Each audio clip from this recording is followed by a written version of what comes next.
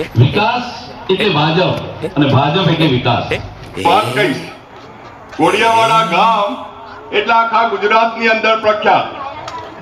ગુજરાતની અંદર તમે ક્યારે પણ જુઓ, વાંચો ત્યારે એમ કે આ કોડિયાવાડાની અંદર આટલા લશ્કરમાં માણસો જોડાયા હતા અને આટલા લશ્કરમાં કામ કરતા હતા એમ કરીને નામ જોડાય. हेलो गाइस, आज था वोटिंग डे और हमने कर लिया है वोटिंग फर्स्ट टाइम।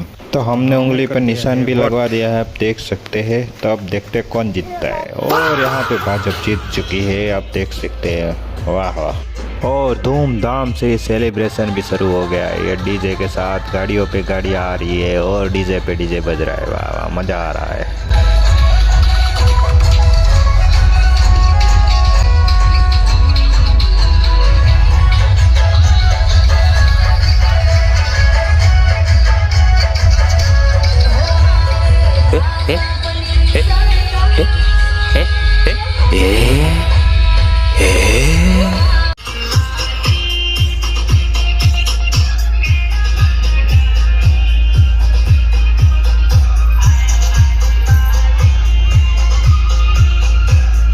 तो गाइस, हम मिलते हैं अगले इंटरेस्टिंग ब्लॉग के साथ।